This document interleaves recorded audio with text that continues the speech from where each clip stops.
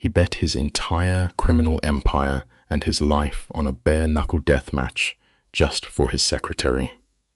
To save Alina's sister from a rival syndicate, Cassian invokes an ancient, brutal criminal tradition: trial by combat. If he wins, the debt is erased. If he loses, the rival takes his empire, his life, and the woman he loves. He tells her, "I'll die knowing I tried to save the woman I love," but the rival boss is already planning to cheat. The story of Alina Voss is a fascinating study in psychological suppression. For 8 months, she perfected the art of invisibility as a secretary for a ruthless syndicate leader. She survived the daily shadows, ignoring the violence bleeding through the walls. But tonight, that armor shatters. Her 19-year-old sister was abducted by men demanding $500,000. Terror drives her to seek refuge in the private closet of her terrifying employer, Cassian Raw. When he opens the door, he finds a desperate woman staining his bespoke suit with tears. He stares with freezing gray eyes, demanding answers. It is a profound reminder. We can wear a mask of stoicism for a long time, but eventually, the heavy weight of the world always finds our breaking point. Alina operated on a strict philosophy of never letting her employer see her tremble. But defensive walls crumble instantly when loved ones face true danger. At 3:47 p.m., her reality fractured. A photograph arrived showing her innocent sister bound, accompanied by a cruel 48-hour countdown. The psychological shock was absolute. Alina dissociated, drifting past armed guards into the one room, strictly forbidden to everyone, his private closet. She sought the absolute darkness of that space, to vanish from her waking nightmare. Burying her face in his heavy jacket, she let the panic consume her. This moment reveals a raw, universal truth. Sometimes, retreating into the quiet dark is the only way our minds can process the unbearable strikes that life deals us. The roots of this tragedy trace back to a cycle of destruction. Her sister was taken as collateral for their late father, a man consumed by gambling who left behind a mountain of dangerous debt. Alina believed that dark chapter was closed, yet unhealed wounds from our past inevitably return to demand payment. Suddenly, the sanctuary is breached. The closet door swings wide to reveal Cassian, standing at 6 feet 3 inches like a dark sovereign of the underworld. The sheer gravity of his presence consumes the remaining oxygen in the room. He looks at her as if she is a fascinating anomaly in his highly controlled world. Then, his voice drops to a lethal whisper, asking why she is hiding in his closet. Panic steals her breath, leaving her completely defenseless. Exposed, Alina trembles under his gaze. She stammers a frantic apology and attempts to flee. But Cassian operates with the predatory reflexes of a man raised in a violent world. His hand shoots out, wrapping around her wrist to anchor her in place. He tells her to try again. Searching his cold eyes, she spots something unexpected, a flicker of genuine concern. When she dismisses it as a personal issue, he simply traces her racing pulse. He points out that breaking down in his private space at 9 p.m. means her stability is compromised. Exhausted from fighting her battles alone, she finally confesses the massive ransom. Surprisingly, his iron grip softens. It proves a beautiful point. Allowing someone else to help carry your heavy burdens is often the bravest choice you can make. The desperate truth spills out in a rush. She confesses she lacks even $50,000, making the $500,000 ransom an impossible death sentence. As she spirals into a panic attack, Cassian does something that defies every expectation of a hardened criminal. He pulls out her flesh against his chest. This is not an embrace of affection, but an act of grounding. He becomes a physical anchor in her storm. Tucking her face against his shirt, he orders her to breathe, tracing slow circles on her spine so she feels the steady rhythm of his heartbeat. Once the panic recedes, he demands to see the ransom message. This moment reminds us of a vital truth. Real comfort is not about fixing a problem immediately, but acting as an unshakable wall when someone you care about falls apart. You and I need to watch the psychological pivot that happens next. She shows him the cruel photograph of her bound sister. Instantly, any trace of human warmth vanishes, replaced by the cold calculation of a syndicate leader. He sharply demands the exact time the message arrived. Returning the phone, he maintains his firm grip to keep her upright. He interrogates her about who else knew of this debt. Alina admits the original gambling loss was only $200,000. Cassian processes the grim mathematics of the underworld. The inflated $500,000 means her sister is merely bait. This serves as a harsh reality check. Ignoring a toxic problem never makes it disappear. It only allows the disaster to fester and grow stronger in the shadows until it forces your hand. This is the moment a ruthless leader locks onto a dangerous target. He escorts her past the armed guards into the heavy silence of his private office. Pouring a glass of whiskey, he presses it into her shaking hands, insisting she drink. The harsh burn is a calculated move to snap her out of the panic. The interrogation begins. He asks who else knows she is employed by his operation.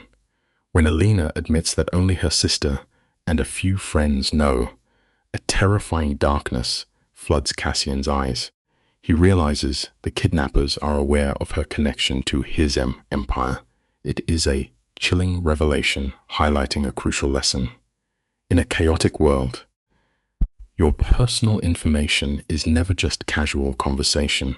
In the wrong hands, it becomes the ultimate weapon used to destroy you. Leaning over his desk, Cassian shatters her understanding of the situation. He explains that street debts do not inflate to $500,000 by accident. They set that impossible number because they are confident he will pay it. Alina is paralyzed. Why would a feared mafia boss drain his resources for a background secretary? His response carries a dark, possessive intensity. For the past 8 months, he has been watching her every move.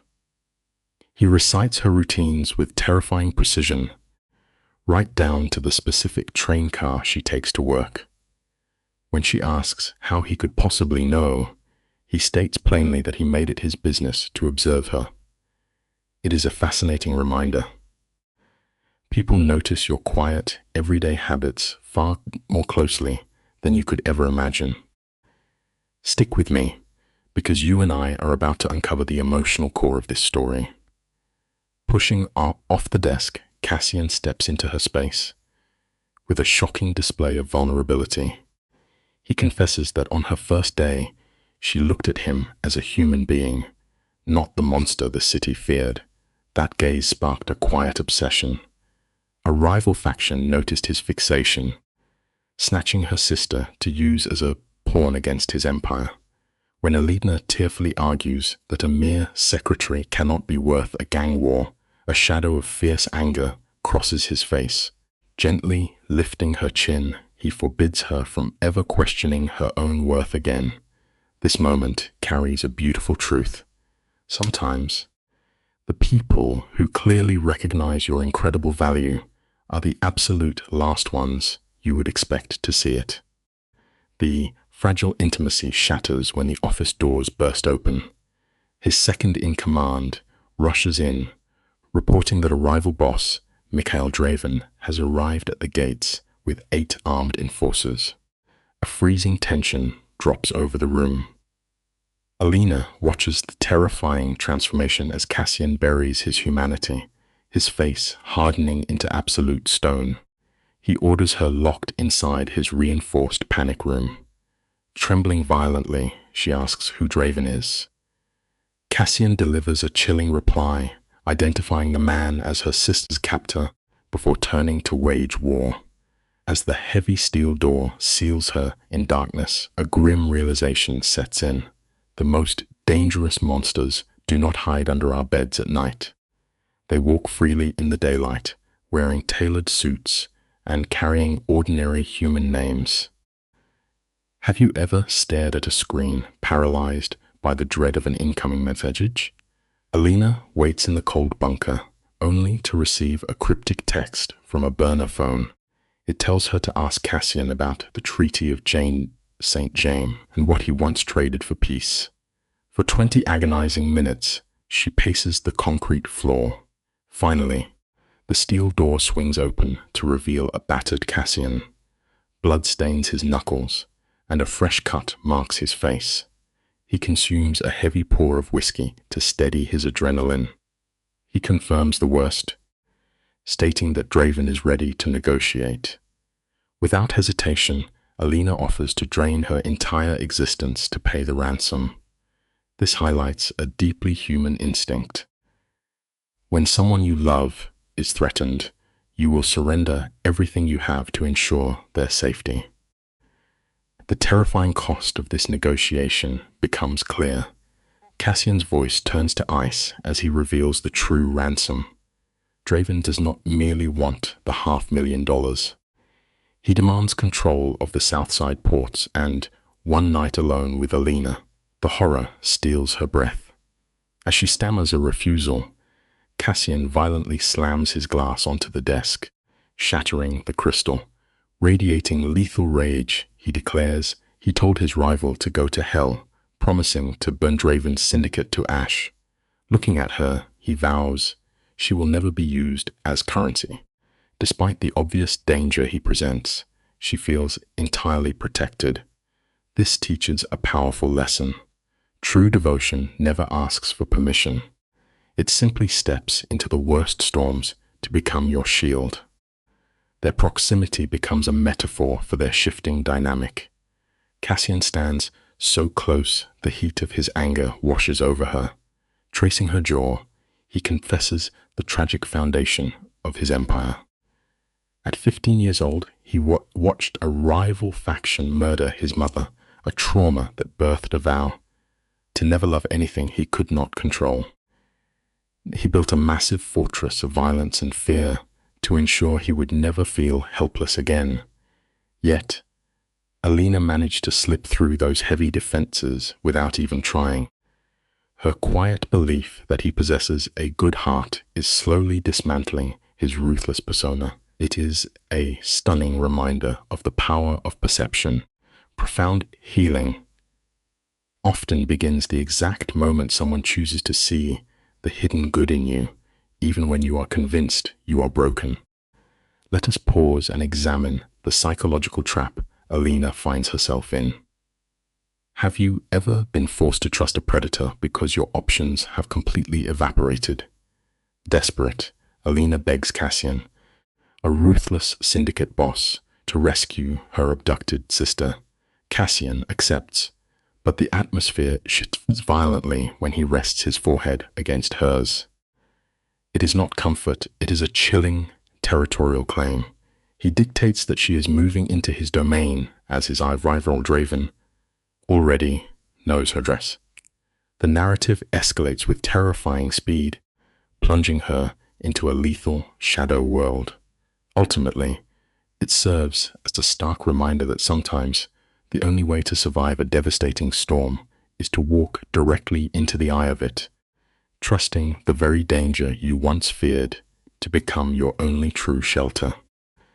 Cassian transports her to his towering penthouse, a cold monument to illicit wealth constructed of glass, steel, and priceless art. He guides her inside with a heavy hand on her back, projecting the image of a fierce protector while directing her to a guest room. When Alina presses him for a tactical plan, he is already organizing a lethal hunt for his rival. He sighs deeply, the weight of the underworld pressing down on him. Draven controls the entire industrial district, and invading his territory will guarantee an absolute bloodbath. This cinematic location masterfully illustrates a harsh but universal truth. No matter how high you build your towering fortress, or how much money insulates you, the dark sins of your past will always find a way to eventually break down your front door. Using his cold, authoritative register, Cassian explains the broken politics of their criminal empire. Draven has coveted his territory for years, but kidnapping Nessa shattered their silent truce. When Alina asks if they are literally going to war, Cassian deadpans his confirmation, as casually as one might check the time. Alina spirals into deep guilt, mourning the impending body count. But Cassian intercepts her panic. He physically grounds her, taking her face in his hands, forcing her to see that Draven is the sole architect of this violence. It delivers a deeply resonant lesson. Unchecked guilt will quietly eat you alive from the inside, but a genuine protector will deliberately shoulder that heavy burden, giving you the necessary strength to keep surviving the nightmare in front of you. The narrative now sharply deconstructs its own romantic facade. Alina asks about the Treaty of St. James, and Cassian turns to absolute stone. He drops a staggering revelation. 5 years ago, to prevent a syndicate war, he married a rival boss's daughter. Alina is paralyzed, realizing this dangerous man is a widower. He explains the marriage lasted 6 months before her brakes mysteriously failed on black ice. With eyes darkened by haunted regret, he quietly confesses the crash was no accident at all. The tension here forces us to confront a very heavy thematic truth. No matter how deep you attempt to bury the violent traumas of your history, those dark secrets never actually die. They simply wait in the cold shadows, biding their time until they can violently dismantle your new life. Visualize the visceral framing of this quiet scene. Cassian stands defeated by his past, offering a devastating confession. He admits he felt profound relief when his wife perished, a guilt that convinces him he is an irredeemable monster. Yet, Alina does not retreat. She challenges his self-hatred, stating that true monsters do not offer the gentle care he has shown her. Right at the apex of this breakthrough, a ringing phone shatters the intimacy. Cassian answers, his posture instantly rigidifying into a weapon. His men have located Nessa in a fortified Bridgeport warehouse. This pivot teaches us something vital about the human condition. Often, the individuals who firmly believe they are fundamentally broken are actually guarding the most fiercely loyal hearts beneath their heavy defensive armor. The tactical reality sets in, and Cassian turns to glacial ice. He recognizes the obvious bait. Draven is orchestrating a lethal trap, but emotional attachment compromises cold logic. A weeping Alina refuses caution, fiercely demanding they extract her sister immediately. Weighing the catastrophic risks, the crime boss concedes, but enforces a strict boundary. She must remain locked inside the armored vehicle. When Alina begs him to bring Nessa back, his reaction is primal. He pulls her into a desperate kiss that tastes of sharp whiskey and impending doom. Pulling away, he promises a real conversation about their future if they survive the night. It is a brilliant illustration of human devotion. Sometimes you must deliberately walk into an obvious trap for the slim chance of saving the people you truly love. Alina is left speechless as Cassian tenderly traces her lip, instructing her to stay alive. A dangerous smirk flashes before he morphs back into a ruthless commander, barking orders at 4 armed enforcers. The drive to Bridgeport stretches into psychological agony. In the dark back seat, Alina grips his hand as he lays down his absolute law. She stays guarded by his driver, Ronin. If the operation fails, Ronin's sole directive is to drive away and leave Cassian to die. He physically commands her compliance in this brutal pact. It highlights the core essence of true authority. Authentic leadership is never about maintaining power. It is about the quiet willingness to become the ultimate sacrifice for the people you claim to protect. Moments later, the heavy vehicle idles outside the grim, enemy-surrounded warehouse. Let us look at this piece by piece, shall we? The contrast here is striking. Enemy guards casually smoking, while fear suffocates the car. As the engine dies, a radio crackles. A scout confirms Nessa is alive inside. Cassian offers Alina one final, soft glance to anchor her spirit before his face hardens into a lethal mask. He repeats his morbid directive to evacuate Alina if gunfire erupts. Without hesitation, Cassian steps into the streetlights, marching toward the perimeter with his hitters. Weapons are instantly drawn. A guard radios for backup, and seconds later, Mikhail Draven steps into the harsh glow. The cold malice in his smirk is palpable. This moment perfectly demonstrates that confronting the absolute darkest embodiment of your fears is undeniably terrifying, yet it remains the only viable path to reclaim your life. Draven extends his arms in a mocking welcome, but the antagonist miscalculates his psychological warfare. He locks eyes on the car, disrespecting Cassian by blowing a sickening kiss toward Alina. In this underworld, degrading a partner is a death sentence. Cassian erupts, lunging forward to shatter Draven's jaw with a brutal strike. Enemy firearms instantly lock onto Cassian. Behind the glass, Alina frantically begs to intervene, but the doors remain locked. Bleeding on the pavement, Draven laughs, whispering a dark taunt that paralyzes Cassian. A sudden text unveils the horrifying reality to Alina. Draven has invoked an archaic trial by combat, a deathmatch for control of the Empire. It serves as a grim reminder that when a rival strips away every safe option, you must willingly wager your own existence to survive the coming darkness. The stakes of this archaic ritual are absolute. The victor absorbs the entire dominion. When Alina asks Ronin about the fate of the defeated, his hollow silence confirms the grim penalty. Death is the only exit. Outside, Cassian grasps Draven's bloody hand, sealing his destiny. Returning to the vehicle, Cassian sits composed like marble, outlining the timeline. They clash in exactly 72 hours. Victory secures Nessa's freedom, but a loss surrenders the syndicate and leaves Alina to the wolves. As Alina hysterically begs him to break the agreement, he reveals a bittersweet, profound smile. He softly confesses that if he falls, he will die, knowing he fought for the only woman he has ever truly loved. This sacrifice illuminates a heavy truth.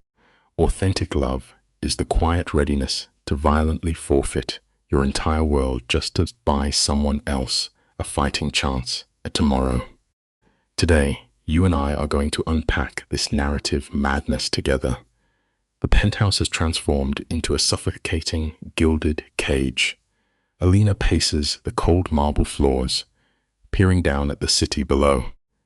She is trapped in silence, listening to a metaphorical clock draining the final hours of Cassian's life. With 72 hours remaining, she is tormented by his admission of love. He treated his own survival like a cheap poker chip to protect her family. Life teaches us that the highest forms of true sacrifice look exactly like total insanity to an outside observer. Pressing her hands against the frigid glass, she is completely undone by his lethal devotion. Suddenly, the heavy door swings inward. Cassian steps into the dim room, his tie discarded, his hair an absolute mess, looking deeply shattered by the crushing weight of the coming war. A bead of blood marks a cut above his brow, a physical manifestation of his silent ruin. He instructs her to rest, though the irony of finding peace in a war zone is staggering. He pours a heavy measure of whiskey, knocking it back to cauterize an invisible wound. His tone is terrifyingly casual, explaining his operatives are tracking Draven's every move. If the rival deviates, and Cassian vows to bury him. Shaking, Alina accuses him of recklessly discarding his life. He slams his glass down, the sharp crack echoing through the room. He fiercely claims this suicidal pact is the only way to keep her safe. As he steps closer, the hardened facade slips, revealing crippling exhaustion and genuine terror underneath. It goes to show that even the most intimidating figures carry heavy, unseen burdens. He swears he will win, but in the cold silence, neither of them truly knows how this violent nightmare will conclude. Alina speaks, her voice fracturing like thin ice. She reminds Cassian he is gambling his life against a ghost with nothing to lose. "What happens to you?" she whispers, terror choking her breath. Cassian reaches out, his rough palm cradling her jaw. "I am afraid of losing you," she confesses. In that fragile beat, his impenetrable armor finally gives way. He murmurs she barely knows him. But Alina knows enough. She knows he waged total war to save her sister. When he pulls her in, his kiss is a desperate plea to memorize the last pure light in his dark world. They break apart, breathing hard. A profound truth rests right here. A genuine human connection is always the strongest anchor when you find yourself standing at the absolute edge of ruin. "I need to train," Cassian whispers, the weight of the showdown heavy in his voice. Draven is unbound by rules, and Cassian cannot afford a misstep. Alina grabs his shirt, knuckles white. She refuses to hide while he marches toward death. He studies her exhaustion and surrenders. "Tomorrow you help, but tonight you sleep," he tells her. He guides her to a quiet room, reminding her he is only 2 doors away. She smiles faintly, praising his memory. He fires back, noting that secretaries remember everything. Then he drops a heavy question. "Are you still just my secretary?" You and I have probably noticed this pattern. Sometimes the hardest questions to face are the ones where our hearts already know the truth. Stunned, she cannot answer him. Have you ever been trapped in limbo, unsure of what you mean to someone? Alina admits she has no idea what her role is anymore. Cassian steps close, grazing her cheek. "You are mine," he promises. "That is all that matters." Then he leaves her to the agonizing tick of the clock. Sleep is impossible. By dawn, she finds him in the kitchen. He is drinking black coffee, glaring at his phone with lethal fury. She stands there in his shirt, pulling a brief flash of warmth from his dark eyes before it vanishes. Draven is playing games. Cassian growls, turning the screen. A nightmare is playing. Her sister Nessa is tied up in a cold basement, answering a faceless thug. This brutal moment cements a heavy reality. Our darkest problems never magically disappear on their own. The video voice demands to know about her sister. Nessa, shaking with terror, says Alina was always too busy working to date. The screen goes black. Alina stands frozen, hands trembling. Cassian watches her, his face carved from stone. He explains the toxic theater of the underworld. Draven must prove Cassian fights out of obligation, not love, because love is seen as weak. "That is insanity," she breathes. "No," Cassian replies calmly, "that is politics." He leads her into a hidden bunker secured by a steel door. This is no ordinary gym. It is a shadowy sanctuary of violence, featuring heavy bags and a scarred boxing ring. Ronin stands there, battering a speed bag. It reveals a tough truth. Sometimes real survival requires you to embrace the roughest parts of life. "Clear the ring," Cassian orders. He needs to test his limits. Ronin warns that Cassian has not sparred in months. "Then I am overdue," Cassian replies, removing his shirt. Alina tries to look away, but the violent history on his skin holds her captive. He is hardened muscle wrapped in a roadmap of survival. She spots a bullet wound and a deep slash across his ribs. He catches her staring. "Do you still think I am a monster?" he asks softly. "I think you are a survivor," she answers. Raw pain washes over him before his icy focus returns. He climbs through the ropes, ordering Ronan to strike him hard enough to matter. He tells Alina to sit and witness his brutal reality. This teaches us a vital lesson. Sometimes, facing the ugliest truth is the only way to truly understand someone. Alina swallows her protests and sits on the apron. The first punch is a blur. Ronan throws a jab, cracking Cassian in the jaw. His head whips back, but he answers with a savage hook. They circle like wolves. Ronan faints, burying a fist into his ribs. Cassian absorbs the thud. "You are too slow," Ronan warns. "Draven will not give you a chance." "Then make me faster," Cassian spits, wiping blood from his lip. The violence escalates.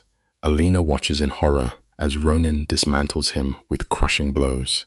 Cassian eats the punishment, pushing forward, refusing to fall. 20 minutes later, Cassian is bleeding heavily, while Ronan barely sweats. "Enough," Alina yells, her voice cutting the silence. It proves a painful truth. The toughest battles in life are those we willingly endure for the people we love. "We are not done," Cassian pants.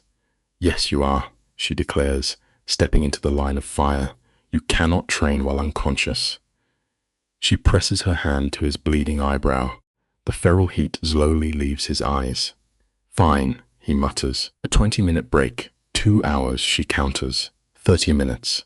1 hour, final offer. A ghost of a smile tugs at his ruined mouth. "You drive a hard bargain." Ronan leaves to find ice, leaving them alone. She guides Cassian to sit, her fingers mapping the fresh destruction on his face. Dark bruises are blooming on his ribs.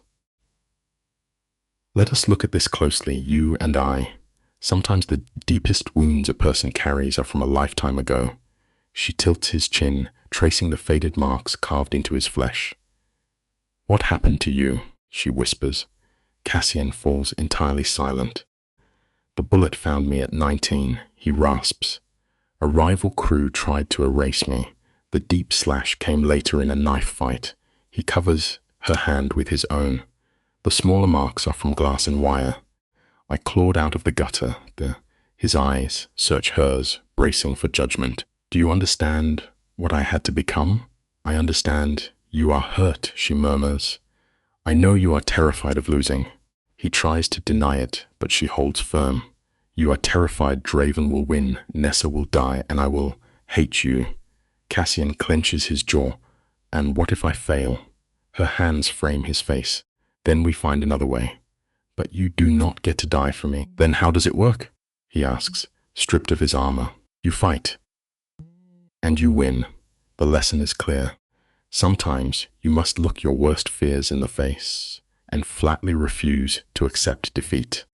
And then we figure out what this is between us," he murmurs, pulling her close. "What do you feel for me?" Alina feels her heart hammering. She confesses she spent her life waiting for someone to actually see her, not the perfect secretary or responsible sister. Just her. "You see my broken pieces and you never run away." Cassian tightens his grip. "Because I am just as shattered," he whispers, honesty bleeding out of him. She presses her forehead against his. "Perhaps that is why this works." He kisses her, a promise tasting of blood and fragile hope. They are two fractured souls finding shelter in the dark. When Ronan returns with ice, their fingers stay locked tight. "You and I both know the truth here. True love never demands perfection. It holds your hand tight through the messy healing process." The next 2 days blur into grinding chaos. Cassian trains like he is fighting a demon, spending hours pushing his body to the breaking point. Alina remains in the trenches with him, wrapping his bleeding knuckles and icing his battered ribs. They refuse to entertain the thought of losing. Then, A twist shatters the routine. At midnight, Alina receives a frantic phone call. A mysterious woman drops a deadly bombshell. The fight is supposed to be clean, but Draven is rigging the arena with hidden shooters. If Cassian starts winning, he will be killed. When Alina asks why this stranger is snitching, the woman admits her vendetta against Draven is stronger than loyalty. We can pull a stark lesson from this betrayal. Karma is real, and enemies you create in your past will always circle back to ruin your future. The stranger warns her sister should not bleed for past mistakes before the line goes dead. Instantly, an informant hits Alina with the same warning. Alina sprints down the hall, finding Cassian studying the blueprints. She drops the bombshell that Draven is stacking the deck with hidden gunmen. Cassian slams his fist down in pure rage. He knows the rules. It is a trial by combat. If he brings his crew, he forfeits the Empire to Draven. But walking in alone is a guaranteed death sentence. You and I have to ask ourselves, when every option leads straight to the graveyard, what do you even do? Alina stands there, her brain racing to find a loophole. This highlights a crucial life skill. You must always keep a cool head when the walls are closing in, because blind panic will only get you killed. Let us examine the brilliant psychological pivot in this sequence. Alina proposes a high-stakes gamble that fundamentally rewrites the power dynamics of the Chicago crime syndicate. She offers herself as the ultimate bait to expose Draven's corruption. Cassian immediately rejects this. Watch his body language. His ironclad Mafia persona crumbles into pure terror at the thought of losing her. But Alina grounds him, pulling his shirt to force eye contact. She reminds him that safety is an illusion. If he dies in that warehouse, she and Nessa are dead anyway. Here is a vital truth we often forget. Real love is not just about shielding someone from the storm. True love requires the courage to step into the crossfire together, risking everything so you both might survive to see tomorrow. She urges him to abandon his honor and win dirty if it means surviving. Cassian finally surrenders to her reckless strategy. When dawn breaks, the atmosphere shifts drastically. The camera isolates Alina in a freezing, empty room, accompanied only by a warning note to stay put.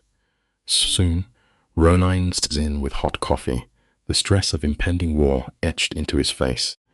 He frankly tells her they have completely lost their minds, but you and I know the harsh reality of survival.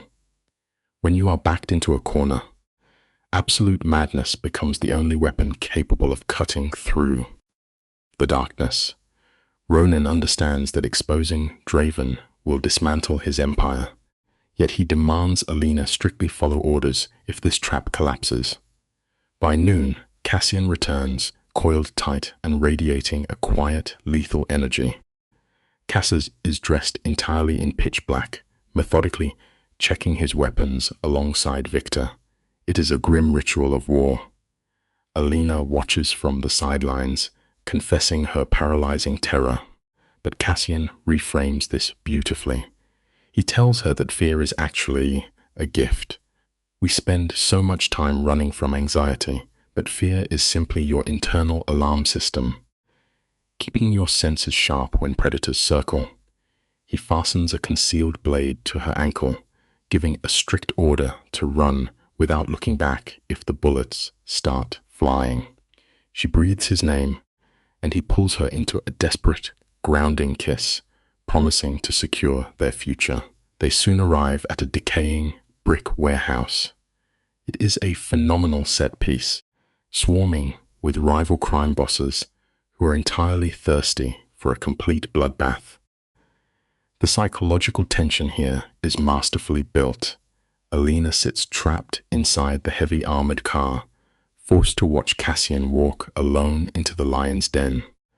Ronin mutters that they have 20 minutes until the execution begins. We can all relate to this specific kind of agony. Waiting helplessly while someone you love is in danger is its own form of psychological torture. 15 excruciating minutes tick by before her phone finally illuminates. The intel is confirmed. Draven has 3 armed mercenaries stationed on the upper balcony. He is violating the syndicate rules. Ronan instantly dispatches his elite unit into the shadows. 10 minutes later, the radio clicks. The snipers are eliminated, and the video evidence is secured. But just as Ronan exhales, a deafening crash shatters the quiet air. Frantic shouting erupts from the building, followed by an unnatural silence. The clash has triggered early. Ronan orders Alina to stay hidden, but she refuses to sit safely while the man she loves is bleeding. This illustrates a profound truth. Genuine loyalty is not passive. Sometimes, real devotion requires you to walk straight into the burning fire, even when logic tells you to hide. Ronan follows her as they sprint toward the roaring warehouse. Inside, the visual framing is barbaric. Mob bosses scream from the shadows like ancient Romans demanding a sacrifice. Draven, an absolute titan, lands a sickening blow that sends Cassian's blood flying. The crowd erupts, but Cassian absorbs the impact, retaliating with a massive uppercut that physically lifts the giant off his feet. Ronan and Alina find a clear view of the savage spectacle. The room is heavy with the metallic scent of fresh blood. Draven drives a brutal knee into Cassian's ribs, pinning him with a barrage of heavy fists. Alina watches in horror, whispering that Cassian is losing, but Ronan corrects her. He is simply surviving. Life operates on this exact same principle. Sometimes you must patiently absorb the crushing weight of a storm, studying your enemy's rhythm before making your move. Cassian takes the beating, waiting for arrogance to make Draven sloppy. It finally happens. The giant throws a careless hook. Cassian slips the strike, driving his elbow directly into Draven's windpipe. As the man gasps, Cassian unleashes 2 devastating knees to his face, screaming that this is for Nessa. Yet, chillingly, Draven just smiles. Draven's bloody face radiates an unhinged confidence. He raises his hand, and automatic gunfire shatters the balcony. The crime lords scatter like insects. But notice the brilliant twist here. The assassins are not aiming at Cassian. Their sights are locked on Alina. Ronan tackles her to the concrete as the wall disintegrates. Through the choking dust, Alina locks eyes with Cassian. His stoic facade is gone, replaced by paralyzing panic for her safety. Suddenly, she spots a mercenary raising a weapon at Cassian's back. Alina does not hesitate. She rips a spare pistol from Ronan and fires. The violent recoil snaps her wrist back. Her shot misses, but the deafening crack makes the gunman flinch. That singular fraction of a second allows Cassian to spin and drop the shooter. One moment of raw courage truly changes destiny. The dust settles, leaving Cassian standing like a monarch in the ruined arena. Draven forced to his knees, a bleeding wreck. Cassian commands him to yield, his voice a dead calm. But the fallen giant remains stubborn, hurling curses. In a flash of dominance, Cassian grabs the man by the throat, cutting off his air. He demands surrender. This perfectly illustrates a profound concept. Holding ultimate power over another's final breath is a heavy burden, and Cassian wields it with chilling resolve. Staring into the abyss of Cassian's eyes, Draven finally chokes out his defeat. Cassian tosses him aside and addresses the Mafia bosses, exposing Draven's betrayal of their sacred laws. Victor steps forward, broadcasting the sniper footage on his screen. The loyalties of the underworld instantly turn against the cheating king. We reach the narrative climax.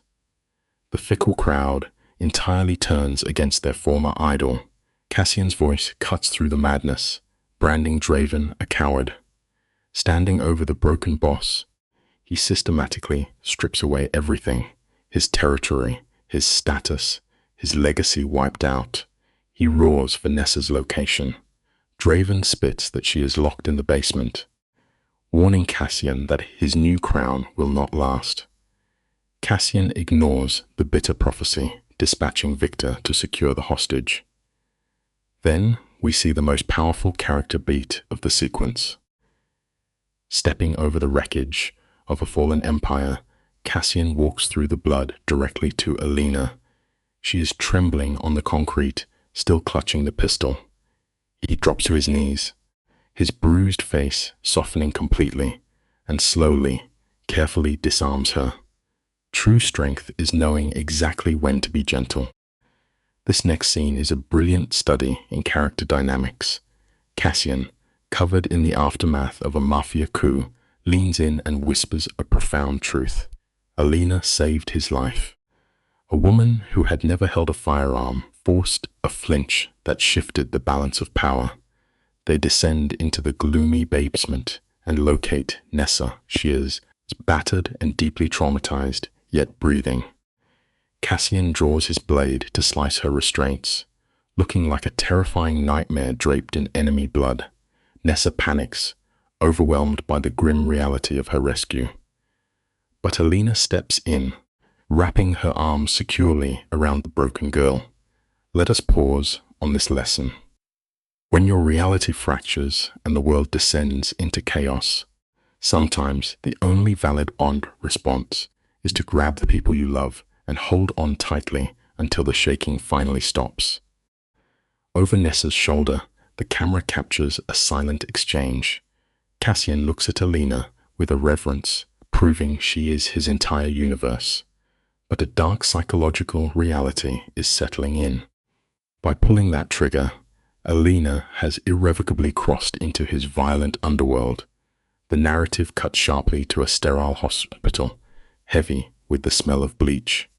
Nessa lies unconscious, her wrists bandaged. After days of terror, she is safe.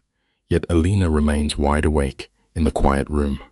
Every time she blinks, she feels the heavy phantom kickback of cold steel. She missed the fatal shot, but she pulled the trigger without hesitation. Here is the haunting thought you and I must consider. It is truly unsettling how quickly a human can adapt to the dark.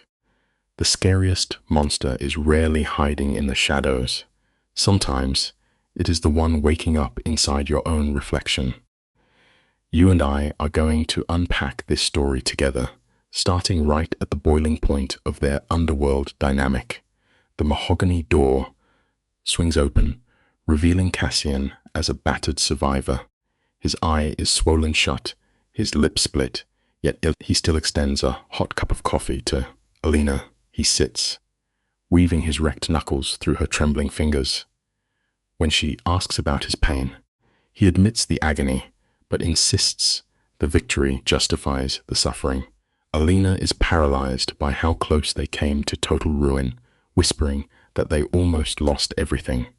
He replies with a heavy, steady voice, swearing her decisive action saved his life. The profound lesson here is undeniable.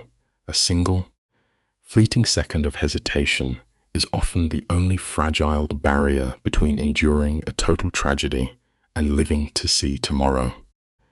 Cassian presses a gentle kiss to her scraped hands, dissecting her fear with a stoic philosophy. When Alina confesses her absolute terror, he frames her vulnerability as the very foundation of courage, noting that acting through fear is true bravery. The harsh reality of their environment returns as Nessa stirs in the next room. Alina panics, terrified of being perceived as a villain by her sister. Cassian chooses this moment to unveil his own psychological scars. Staring at the desolate Chicago skyline, he recounts witnessing his mother's tragic end at 15, an event that sparked his relentless descent into a cycle of vengeance. The life lesson remains clear. We all carry heavy ghosts from our past, but sometimes we are forced to forge a few of our own just to survive the darkest nights. This Revelations strips away the glamour of the underworld, exposing the hollow nature of retribution. Cassian admits it took 2 agonizing years to hunt his mother's attackers. By 17, he completed his grim task, operating under the delusion that violence would mend his fractured psyche. It only initiated him into a dark syndicate. He looks directly at Alina, addressing her internal conflict. She believes pulling a trigger corrupted her, but he argues it proved her profound devotion to her sister. When she questions her own morality, he unconditionally anchors himself to her. The lesson is simple but deep, real. Enduring love does not abandon you when your world turns dark. It pulls up a chair and sits right beside you in the shadows. The aftermath of trauma often creates unexpected alliances. Cassian murmurs that Alina looked at him as if he had inherent value Vati, ignoring the metaphorical blood on his ledger. This acceptance solidifies his loyalty. Their kiss is a desperate collision of survival and stale coffee, a momentary escape from grim reality. Soon, survival instincts take over. Cassian dictates their retreat to his fortified sanctuary, aiming to construct a facade of normalcy for Nessa. Hours later, Victor drives them through the city in oppressive silence. Stepping into the opulent penthouse, Nessa gazes at the sterile luxury with the dissociation of a fractured mind. You and I know the life lesson here is stark. You can physically escape the dungeon, but the heavy shadows of trauma will always ride shotgun. Nessa scans the cold architecture of the penthouse, her intuition cutting through the veneer of wealth. She interrogates Cassian, refusing to be placated. Before Alina can construct a comforting lie, Cassian pours a glass of whiskey and shatters the illusion. He embraces his identity as an architect of violence, confessing his role as a syndicate leader. He makes no claim to morality, only a ruthless vow to burn the city to ash to protect them. Nessa processes this, the tragic irony dawning on her. Her sister has fallen for a crime boss. She lets out a hollow laugh, mocking the absurdity of their situation. The life lesson is complicated. Honesty is usually the best policy. But dropping your darkest history onto a traumatized mind is a dangerously volatile strategy. The paradox of protection is that our shields often become weapons. Nessa unravels, and fracturing under the weight of her sister's choices. She fixates on the terrifying reality that she was abducted because Alina entangled herself with a kingpin. Barricading herself in the guest suite, she leaves Alina stranded in the hallway. Alina offers desperate apologies, but her words fail against such profound trauma. Through the door, Nessa delivers a devastating critique. While Alina romanticized the shadows, Nessa suffered the brutal consequences in the dark. Alina pleads her unconditional devotion, but Nessa severs their connection, calling her a complete stranger. The life lesson is agonizing. Sometimes the very people we desperately try to shield end up catching the absolute worst collateral damage. The hallway becomes a suffocating space of rejection. Alina makes desperate pleas, but Nessa remains an impenetrable fortress of grief, turning away to escape her nightmare. Alina retreats, her spirit fractured. Yet, waiting silently in the shadows is Cassian. Stripped of his authoritative persona, he offers no hollow platitudes, merely wrapping her in a profound, grounding embrace. As she weeps, convinced of her sister's hatred, Cassian provides a crucial psychological reframing. He notes the massive difference between genuine malice and the raw output of paralyzing fear. The life lesson is critical. True forgiveness is not a spontaneous event. It requires patience, and sometimes you simply have to carry the heavy burden of guilt until the injured party is finally ready to heal. The silence of the fourth day is shattered by a digital intrusion. Alina's phone illuminates with an unknown caller, staging a psychological ambush. The voice is calculated, identifying himself as an associate of Male Draven. He invites her to Navy Pier, promising to unravel the truth about her sister's kidnapping and Cassian's hidden motives. Alina stares at the device like a live grenade. Trust within this environment is exceptionally brittle. Her mind spirals, cataloging every evasive answer and the enigma of Cassian's deceased wife. The life lesson is stark. Never entertain the voices of the unknown unless you are prepared to watch your comfortable illusions burn. Driven by consuming doubt, she grabs her coat and steps out into the freezing city. The biting chill of Navy Pier mirrors the emotional desolation of the scene. Alina bypasses the tourists, advancing toward a formidable figure near the icy water. The silver-haired man introduces himself as Marcus Kane, an entrenched architect of the city's shadow economy. Alina refuses his handshake, demanding immediate answers. Kane is unbothered. With surgical precision, he detonates a metaphorical explosive. He strips Male Draven of his power, labeling him a mere pawn. Instead, he reassigns the role of grand orchestrator to the very man sleeping in Alina's penthouse. The psychological life lesson is devastating. The most profound betrayals rarely materialize from declared enemies. They gestate quietly in the hearts of those we have blind chosen to trust. The architecture of Alina's reality collapses under the weight of digital evidence. Kane presents photographs showing Cassian fraternizing with the man who supposedly orchestrated their nightmare. The images capture the crime bosses exchanging files and formal handshakes weeks prior to the abduction. The narrative shifts drastically.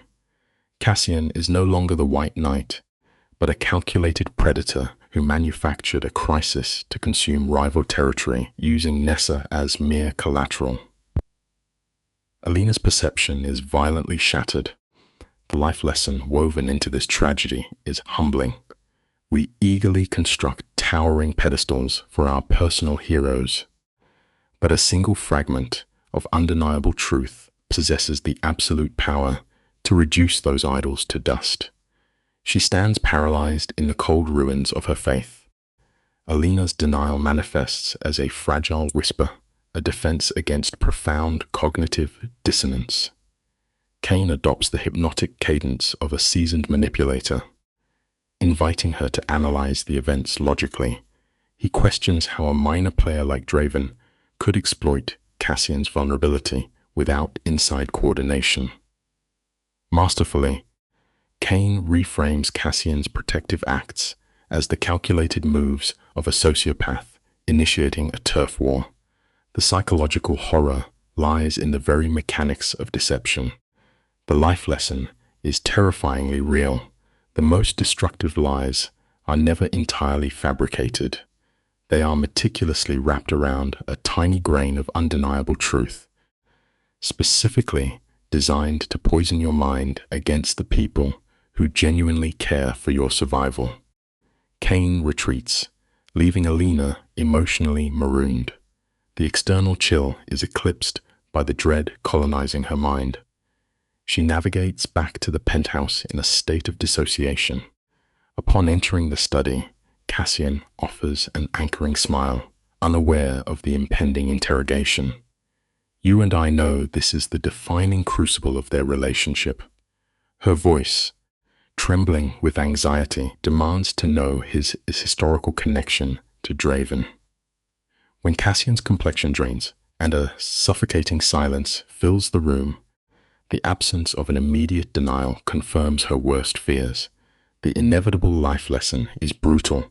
Willfully ignoring red flags merely delays the devastation. Eventually, all those deeply buried secrets will violently claw their way back into the light, demanding an inescapable reckoning. Cassian freezes, his body rigid as if bracing for a physical impact rather than mere words, when Alina reveals that Kane leaked those damning photographs. The stoic syndicate boss completely unravels, running shaking hands through his dark hair. She accuses him of staging the kidnapping to seize rival territory. Yet, the pure desperation etched across his features tells a profoundly different story. He finally confesses his true motive. He was secretly attempting to buy off the crushing debt her late father had amassed, trying to shield her from the violent fallout of a broken man's mistakes. But Draven denied the buyout. It is a tragic miscalculation. The hard truth we all must face is that trying to secretly fix the deep wounds of someone else's past almost always detonates. The tragedy deepens through Draven's calculated cruelty. Knowing Cassian was falling for Alina, Draven weaponized that affection, jacking up the price and demanding valuable territory. When negotiations collapsed, he took Nessa as a hostage. Alina sobs uncontrollably, demanding to know why she was kept in the dark. Here, Cassian's ironclad exterior finally shatters. He admits he monitored her every movement to keep her hidden from his ruthless world. But to Alina, this surveillance does not register as romantic devotion. It feels like an invisible cage, a total manipulation of her reality. We often see this tragic psychological pattern. When you let sheer paranoia drive your actions, your desperate need to protect someone inevitably morphs into the exact weapon that destroys them. Alina is consumed by suffocating guilt, weeping because her sister suffered simply because Cassian viewed her as a prize. When the crime boss reaches out and finally speaks the word love, begging her to stay, Alina recoils. She treats his physical touch as if it were an open flame. Her mind fracasses as she tries to separate genuine affection from the psychological games of a mobster. Does he actually love her, or is he merely obsessed with the fantasy of a naive girl? She pleads with him to let her walk away. You can almost hear the fracture in Cassian's chest. He stands there, thoroughly defeated, and offers a slow, agonizing nod. It reminds us of a profound psychological truth. The absolute hardest part of deep caring for someone is finding the courage to let them go. 20 minutes later, the visual atmosphere shifts dramatically. The sisters abandon the opulent billionaire penthouse, retreating in total silence back to the unforgiving side of town. The moment the deadbolt clicks inside Alina's cramped apartment, a suffocating panic sets in. Alina paces the worn floorboards, unraveling the conspiracy Kane had constructed. Was Cassian merely using her to eliminate a rival, or was he genuinely attempting to erase the suffocating debt their father left behind? Let us look at this piece by piece, shall we? You and I both know the harsh reality of inherited burdens. Often in life, we find ourselves carrying the heavy baggage of the people who came before us, forced to pay off massive emotional debts that we had absolutely nothing to do with. Nessa observes her sister's downward spiral, suggesting the crime boss was truly acting as a shield. Alina, however, feels like a disposable pawn in a Mafia chess match. Then, Nessa dismantles that theory. She recounts her trauma in Draven's basement, where his men played stalker footage of Alina to assert dominance. Yet, one video shifted the entire narrative. Nessa describes watching a recording of Cassian discovering Alina sobbing in a closet. Locking eyes with her sister, Nessa swears his expression was one of total devastation. This was no strategic maneuver. It was the visceral reaction of a man hopelessly in love. It teaches us a critical lesson. Authentic love cannot be manufactured. The absolute truth always hides in exactly how someone looks at you when you are at your lowest. Nessa grips her sister's trembling hand with a profound reality check. She tells Alina she looks at Cassian with the exact same devotion. Nessa confesses she was once furious that Alina stepped into the line of fire to absorb their father's toxic failures. But everything changed when she saw her sister emerge from that exploding warehouse, clutching a weapon. The innocent girl was gone, replaced by an unbreakable survivor. This transformation is deeply symbolic. Changing who you are at your core is not inherently tragic. Sometimes, hardening your heart is the exact psychological armor you need to survive brutal battles you never asked to fight. Nessa pleads with her not to abandon a loyal partner over a rival's lies. Walking away from him now would be an irreversible tragedy. For her entire existence, Alina played the dutiful daughter, crushed beneath her family's sins. Giving her heart to a kingpin was her first chaotic choice, yet it felt like a necessary liberation. But peace is always fleeting.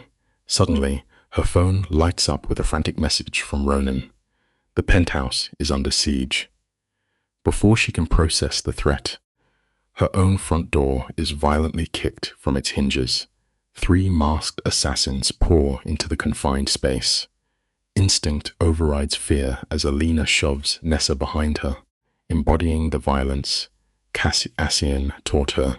She drives a brutal elbow into an attacker's ribs, fighting with feral intensity until a mercenary slams her against the plaster. It proves a grim rule of life. The moment you believe you are safe is usually when the real battle begins. A blinding shock of pain radiates through Alina's shoulder. Alina watches in horror until a thug drives a pistol across Nessa's face, dropping her instantly. Alina lunges forward, but a cold gun barrel is pressed flush against her throat. Then, the true architect of this misery arrives. Marcus Kane steps into the demolished room, his tailored suit unbothered by the chaos. He remarks she should have severed ties when she had the chance. When Alina brands him a liar, his smile freezes into something sinister. This exposes a terrifying truth about survival. The biggest liability you can hold in a ruthless world is a heart that cares too much. Kane whispers that her love makes her the ultimate weapon against him. He orders his men to bag the sisters, preparing for the apocalyptic bloodbath. Stick with me, because you and I know watching someone you love suffer is worse than taking a bullet. The mercenaries drag them toward an unmarked van. Alina resists with feral desperation, screaming until a blunt strike sends the world into darkness. Her last memory is her discarded phone glowing. She regains consciousness to a throbbing skull and the bite of ropes digging into her wrists. Blinking under a harsh light bulb, she finds Nessa bleeding. Alina weeps, begging her sister to wake. When Nessa stirs in a panic, Alina realizes they are completely isolated. She violently twists her hands, searching for a weakness in the bindings. This is a powerful metaphor for endurance. Even when your reality goes entirely dark, you must refuse defeat. You have to keep fighting the ropes holding you. Nessa whimpers in the darkness, a picture of psychological fracture. Alina trembles with terror, but knows panic is a luxury they cannot afford. The metal door groans open, framing Marcus Kane. He offers a polished apology for the room, treating this abduction like a corporate merger. Alina spits venom at him, swearing Cassian would never negotiate with a traitor. Kane flashes a hollow smile and begins recording her on his phone, taunting that she is about to break a kingpin's heart. Staring into the lens with defiance, Alina declares she should have trusted Cassian. Instantly, a guard shatters her jaw with a brutal hook. Kane pauses the recording, utterly pleased. This reveals an unsettling truth. The most dangerous evil rarely raises its voice. it usually smiles right in your eye. The psychological warfare escalates here. Kane stands before her, tone completely flat, stating that loving Cassian is literally a death sentence. Then he delivers the ultimate twist.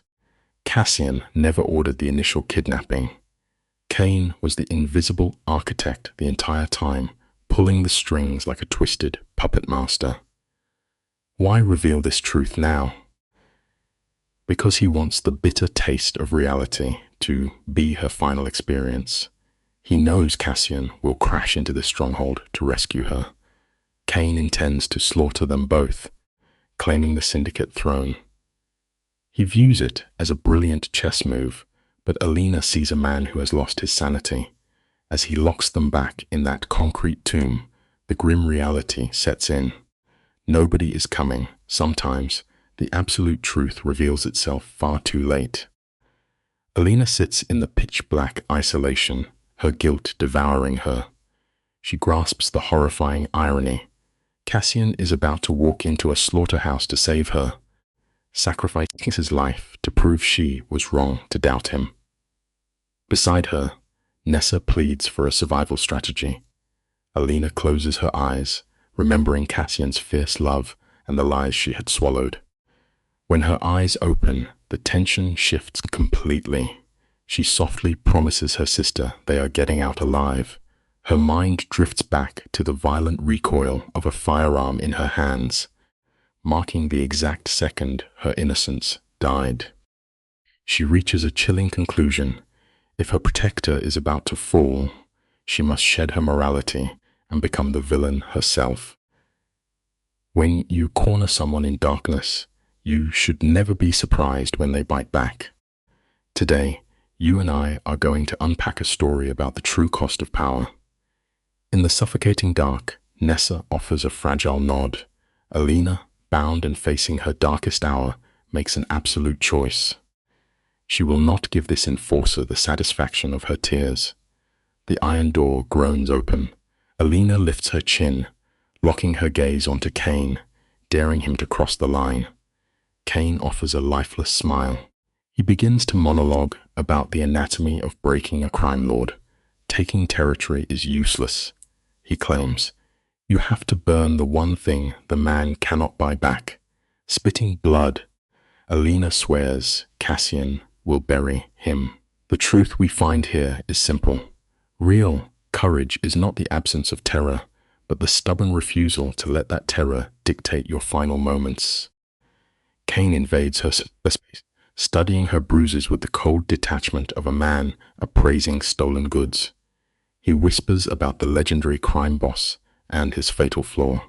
It is not his explosive rage. It is his foolish belief that human connection can outgun a syndicate of killers. Alina fires back that genuine devotion is armor enough. Kane chuckles, asking why the rescue party is running late. 40 minutes have passed in silence. Alina bites her tongue, but behind her back she is grinding her raw wrists against the rough twine, tearing her own skin. Kane brags about spending 5 years mapping the fractures in Cassian's armor. It forces us to realize a painful truth. Sometimes, the softest parts of our nature are the exact handles toxic people use to drag us into the dark. The enforcer radiates a sickening arrogance. He knows Cassian is gathering his soldiers to turn the streets to ash.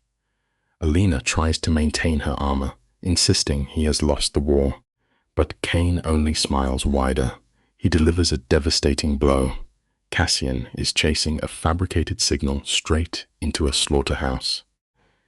Kane promises the Don will be dead before he even understands the betrayal. Nessa breaks down, realizing their lives are nothing but bait. Kane gloats that Cassian will die drowning in failure. Alina will be consumed by guilt, and he will claim the crime family.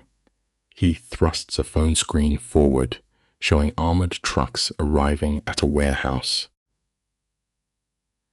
We often learn the hard way that the absolute worst traps in this life are constructed using our unconditional love for someone else. Stick with me here. Through the screen, Alina watches the loyal crew breach the warehouse. The doors open to reveal Cassian, looking like the physical embodiment of wrath. He steps inside, and the space erupts into a war zone. His men are falling fast. Alina watches the man she loves dive behind a vehicle, firing back while his syndicate crumbles. She screams at the glowing glass.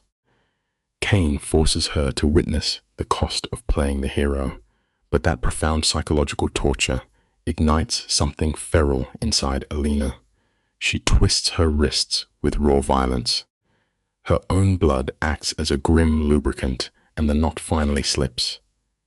It proves that when we are pushed to the absolute edge of despair, we uncover a wild strength we never knew we possessed. The feed displays a failing battle. Cassian makes a calculated move that stops Alina's heart. He steps from cover, tosses his weapon, and raises his hands. Nessa gasps for air. Kane laughs, mocking this final act of surrender. The gunfire ceases, and the hitters circle Cassian like predators.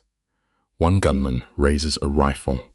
Alina unleashes a helpless scream as she watches Cassian fall, his body hitting the concrete floor. That sight pushes Alina past human reason. She tears at her bloody bindings with sheer rage. Kane pockets his phone, declares the king dead, and orders his men to dispose of the witnesses. It is a haunting reality. When you strip away every single thing a person loves, you do not break their spirit. You build a relentless force with absolutely nothing left to lose. Back in that freezing cellar, an armed guard levels his weapon at the younger sister. In that fraction of a second, last thread of Alina's restraint snaps. With an agonizing pull, she shatters the weakened rope. Operating on primal instinct, she snatches a jagged chunk of concrete and hurls it at the shooter's face. The impact is a crunch, sending his bullet into the rafters. Alina becomes a force of nature. She launches herself at Kane, driving his body into the dirt. The second guard attempts to fire, but she deflects his aim by hurling a phone at his hands. She commands Nessa to run, but the girl is paralyzed. Alina grabs her sister, hauling her toward the staircase. True survival is rarely a poetic journey. It is a messy, violent, and deafening refusal to become a victim. The wounded hitman lunges, but Alina shatters his kneecap with a ruthless kick. Dragging Nessa, Alina sprints up the steps while Kane rages below. They reach the top landing, only to find the steel door barricaded. Alina spots a small barred window. Gripping her concrete weapon, she batters the rusted iron. Nessa weeps, but Alina strikes the metal, like a woman possessed until the bars yield. Suddenly, cold hands snatch her from behind. Alina pivots, driving a brutal elbow deep into her attacker's ribs. It is Kane, his face a bloodied map of failure. He spits a venomous insult, and Alina responds by delivering a sickening headbutt to his nose. It shows us that when a person is boxed into a corner, the primal will to live dissolves our polite manners and turns us into absolute warriors. The headbutt sends agony through Alina's skull, likely fracturing her nose, but it forces the enforcers to stagger. She tears the final rusted bar from the wall and shoves her sister toward the exit. Nessa scrambles through, tumbling into the freezing night. Just as Alina attempts to follow, massive hands close around her ankles. She kicks wildly until a metal pipe collides with her temple. Her vision fragments and she collapses. Kane looms over her, offering a sarcastic applause. When she tries to stand, his boot pins her down. Then he drops a psychological bomb. Cassian is alive. The execution footage was a staged recording. It reminds us that the cruelest architects of pain do not use physical weapons. They use the people we cherish the most to completely break our minds. Let's pause and look at this together. The most devastating lies require a moment to take root. When Alina registers the manipulation, the air vanishes from her lungs. Kane twists his hand into her hair, snapping her head back. His design requires her to be a broken mess, so Cassian will lose his composure. He murmurs she will be the bait to end the boss's reign. Alina spits back a bloody refusal. His men drag her out, throwing her into a van like garbage. Yet here is the profound beauty of sacrifice. Physical suffering loses its sting when you know your loved ones are safe. Nessa escaped, and that fact anchors Alina's sanity. As the van tears through the neon streets, Kane checks a tracker, smiling as he announces their destination, Navy Pier. Cassian is blindly following her signal. The arrogance on display here is staggering. Kane stands on the bustling pier, hollowed of his humanity, promising his gunmen are in position. He wants Cassian to watch his love die. Alina struggles to stay upright, her bruised ribs protesting every breath. She warns him that Cassian is too much of a tactician to walk into a crude ambush. Kane responds with an icy smile. It brings us to a terrifying lesson. Love is the most volatile currency. It can take the sharpest minds and render them reckless, marching them willingly into the fire. Navy Pier is alive with bright lights and tourists. This architect of chaos is staging a public execution. He lays down his twisted parameters. One scream, one wrong movement, and he snaps her neck before finishing Cassian.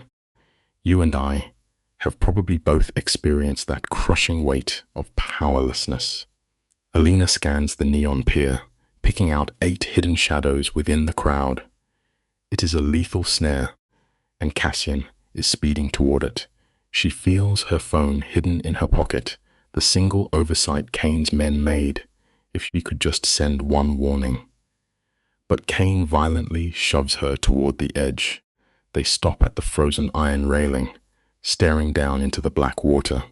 Panic grips Alina. She lacks the strength to fight, and escape is impossible. Then, a terrifying clarity washes over her. She could simply step off the edge into the freezing depths. Sometimes, the most profound lesson in power is learning to eliminate yourself from the equations just to give the people you love a fighting chance. Let us set the scene together, you and I. Alina stands by the dark water, forced to weigh her own survival against Cassian's. But Kane knows how to play the darkest chords of human nature. He threatens to drop innocent tourists until the boss shows up, pushing her to the absolute brink. Then the silence shatters. Nessa bursts through the panicked crowd, and stepping from the shadows like a literal nightmare is Cassian, flanked by Ronin and Victor. He vibrates with an icy wrath that makes even Kane flinch. Cassian taunts him, proving Alina was smart enough to use a phone. Never underestimate the quiet ones in the room. That is a lesson we all learn eventually. Pushed to the edge, Kane panics and jasps the cold steel of his barrel straight against her temple. Kane barks that one sudden movement means she dies. The entire pier seems to hold its breath. Drunk on his own toxic power trip, Kane demands the unthinkable. He wants Cassian on his knees, stripped of his Mafia empire, forced to watch the woman he loves fall. At first, Cassian's hands stands like a stone pillar, refusing to bow. But Kane simply presses the freezing metal harder against her skin. Slowly, the unbreakable boss sinks down to the concrete. When stubborn pride crashes into genuine loyalty, pride will always fall first. That is a truth you can carry with you forever. As Kane cocks the hammer, Alina pours a lifetime of words into one final glance.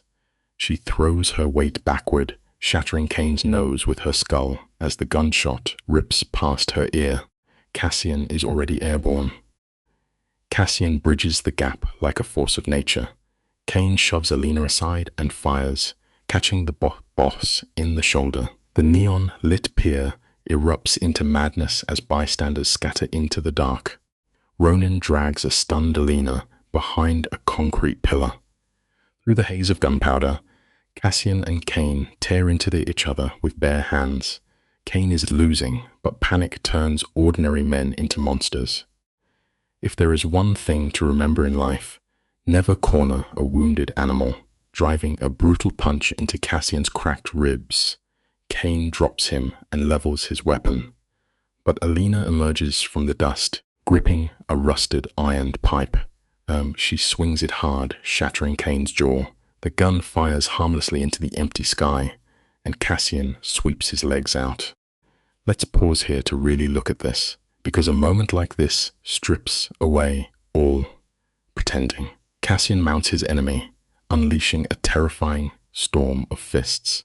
His bloody fingers finally clamp down on Kane's throat to end the cycle, but Alina's voice cuts through the thick fog of Mafia wrath. She begs him not to let this violence turn him into the very monster they are fighting. And here is the brutal reality of human nature. The heaviest burden you will ever carry is knowing when to walk away from the vengeance you completely deserve. Slowly, the syndicate boss releases his grip as distant sirens begin to wail. He looks at her like she is an apparition. Alina rushes forward, crashing into his chest, holding him together as if the world might end tomorrow. He buries his face in her hair, breathing her in as if she is the only oxygen left. Cassian chokes out that he thought she was gone forever, the terror breaking his hardened armor. She cries into his chest, apologizing for doubting him. Listen, trust is the fragile foundation of any real bond. That is a lesson that often comes with a painful price tag. He gently holds her face, whispering that the heavy talks can wait. They have to. Run sirens are practically on top of them. Ronan throws Nessa into a black sedan. Cassian guides Alina into the dark alleys. But trauma always collects its debt. 2 blocks away, her bruised legs completely fail. Without hesitation, he scoops her up, carrying her into the shadows toward a quiet safe house in Evanston. Inside the safe house, Cassian sets her onto the sofa like she is made of glass. Ronan cracks open a medical kit, bluntly stating they are both a mess. Alina whispers she is fine, masking her pain. Cassian drops to his knees, his hands trembling as he traces her fractured ribs, refusing her brave lie. She reaches out, touching his battered face. Let's reflect on this. The truest reward of surviving a nightmare is not escaping the physical pain. It is the quiet sanctuary you find with someone who stayed. That is a profound truth of life. Sitting beside her, Cassian weaves his scarred fingers through hers. He admits he knew Kane's video was a trap. But he ran into the fire anyway, because breathing in a world without her is simply not living at all. The emotional weight in this quiet room is almost crushing. Cassian stands there, drowning in guilt, when Alina drops an absolute revelation. She fully believed he was dead. That parasite, Kane, had tormented her with a faked video of Cassian taking a fatal bullet. Hearing this, Cassian spirals, cursing himself for dragging her into his violent orbit. But Alina refuses to let him carry that burden. She leans into his chest, her voice steady, reminding him that he just saved her life. She tears apart the illusions Kane built, exposing the toxic manipulation. Here is a vital lesson for your own journey. The only permanent cure for the poison of deception is the glaring light of truth. Honesty is the one weapon no manipulator can ever defend against. Picture the heavy atmosphere. The air is thick with the scent of gunpowder and sheer exhaustion. You can see the gears turning as Cassian finally connects the dots, his jaw tight as he lets out a heavy breath. The syndicate boss realizes how easily he was played, reaching out with infinite care to avoid her bruised skin. He assures her that doing whatever it took to protect her family was the right call. He sees the absolute nightmare she survived. And that brings us to a powerful life lesson. Sometimes survival is not about betrayal. It is simply making the impossible choices required to see tomorrow. Tears spill hot down her cheeks as Alina finally surrenders to her feelings, dropping the ultimate confession of love. He kisses her like a man pardoned from the gallows. This is a masterful display of character growth. Cassian frames her face like she is a fragile treasure, vowing to love her until his dying breath. But then he delivers a massive paradigm shift. The boss is ready to walk away from the syndicate. He is willing to abandon the bloody throne he built from nothing. Alina is stunned, arguing that he cannot just discard his crown, but the fire in his eyes tells a different story. He forged that empire to shield himself from weakness, yet watching her suffer in that basement shattered him more than any rival ever could. We have to acknowledge a harsh truth here. Often, the fortresses we build to keep ourselves safe end up imprisoning the people we love the most. Looking into her eyes, he declares that she is his only empire now. You and I need to look closely at this pivot, because the psychological stakes are massive. Ronan emerges from the shadows, confirming that Nessa is battered but stable. The relief is short-lived when he brings up their tormentor. Kane is in custody, but dirty money speaks loudly, and his bail is in motion. Instantly, Cassian reverts to his brutal nature, prepared to put Kane in the ground, but Ronan forces him to face reality. If Cassian pulls that trigger, federal agents will hunt him forever, robbing Alina of a peaceful life. This hits the core of what it means to be human. True strength is not found in flexing your power to destroy enemies. It is having the immense courage to drop the weapon and walk away for the sake of the people you love. Ronan holds his ground, reminding the boss that Kane faces 20 years in a federal cell. He urges him to let the system be the executioner. Now, Cassian is trapped in an internal war. On one side is the savage, immediate revenge that defined his past. On the other side is a quiet, beautiful with Alina. You can see the psychological war tearing him apart. Then, Alina offers a soft plea, begging for the cycle of violence to finally end. This brings us to a beautiful realization about life. Releasing your own justified rage to cultivate a peaceful tomorrow requires far more bravery than simply throwing a punch. Against all odds, the ruthless crime lord yields. The aggression drains out of him. He pulls her close, choosing their future over his bloody past. The house settles into a heavy silence. Alina clings to Cassian, pressing her ear to his chest to hear his heartbeat, terrified of the ghosts in her mind. Every time she blinks, she sees the phantom image of him taking that fatal bullet. Cassian wraps her in a protective embrace, swearing his days in the underworld are finished. No more dark alleys, no more violence. But psychological trauma is a stubborn shadow. She asks him a haunting question. What if this chaotic existence is simply woven into who they are? Cassian does not flinch. He holds her gaze and promises they will dismantle those inner demons together. Because at the end of it all, genuine love is not about magically erasing a dark past. It is about holding hands and walking straight through the lingering storms. Let's step back and examine this together, because the juxtaposition here is purely cinematic. Immersed in the dead silence of midnight, Alina delivers a profound disruption to the narrative. She gazes into the eyes of a ruthless syndicate leader and offers him the one thing he fears most. Marriage. Cassian, a man who faces down sniper fire without a flinch, is completely paralyzed by vulnerability. He attempts to shield her from his own ruin, confessing the heavy weight of his trauma. Yet she simply smiles through her tears, disarming his defenses with pure fearlessness. We must always remember that when the world demands your destruction, choosing joy is the ultimate act of rebellion.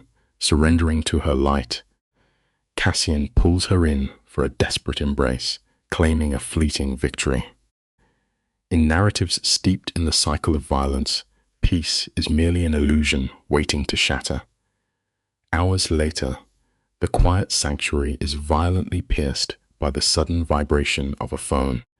Alina reaches into the darkness, her blood turning to ice at the sight of the unknown caller. Driven by a fatal instinct, she answers. The venomous, unhinged rasp of Cain slithers through the speaker, promising absolute ruin. She attempts to project authority, reminding the sociopath that he remains behind bars. In response, Cain unleashes a hollow laugh that strips away her defenses. It teaches us a haunting truth about life. You can try to bury your darkest demons, but the most vicious ones always claw their way back to the surface. He commands her to check the news, and the illusion of safety instantly evaporates. The line goes dead, leaving Alina trembling in the quiet. She opens her phone, and the glowing headline detonates their brief reality. Marcus Cain has engineered a violent prison break, triggering a citywide manhunt. The device slips from her numb fingers, hitting the floor. Cassian wakes instantly, his trauma-honed reflexes snapping him into the posture of a killer before his eyes even adjust. Alina cannot find her voice, simply pointing at the screen. Cassian immediately sheds his vulnerability, his expression hardening into a mask of ice as he orders her to grab Nessa. Their sanctuary is gone. This moment vividly reminds us that genuine peace is never a permanent gift, freely given. It is a remarkably fragile state that you must fiercely defend every single day of your life. Stick with me here, because the narrative accelerates into pure chaos. Alina drags her sister toward the exit, while Cassian coordinates an extraction flight. Before a breath can be drawn, glass shatters, and relentless gunfire shreds their domestic into splinters. Here, Cassian embodies the tragic archetype of the underworld protector. He shoves the women to safety and wades directly into the storm of lead with terrifying calm. Ronin forces the women out into the biting cold. Alina glances back just in time to watch a bullet tear through Cassian's shoulder, yet he remains an unyielding statue, returning fire without a flinch. Victor screams for them to move. We learn a brutal truth in this chaos. Sometimes, walking away to ensure your own survival is the most agonizing choice a human heart can possibly make. Alina battles her deepest instincts, desperate to run back into the crossfire.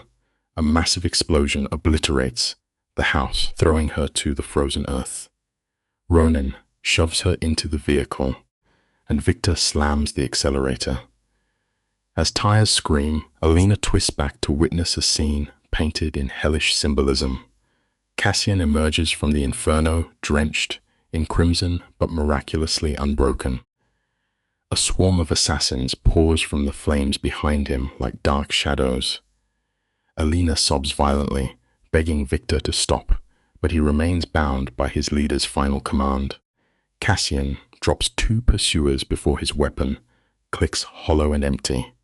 It is a deeply bitter truth to accept, but profound love will always demand that we make the ultimate, devastating sacrifice for the people we cherish most. The narrative fractures as Cain's execution squad floods the asphalt. In a stunning rejection of passivity, Alina descends into feral instinct. She bites Ronin's hand, forces the door open, and throws herself from the accelerating car. She violently meets the pavement, her ribs fracturing with a sickening crunch, yet the pain is secondary. Dragging herself upward, she sprints directly into the chaotic storm of bullets toward Cassian. He registers her approach, and his hardened facade shatters into profound terror. But she will not be deterred. If he is destined to fall, he will not meet the void alone. This illustrates a vital lesson about the human spirit.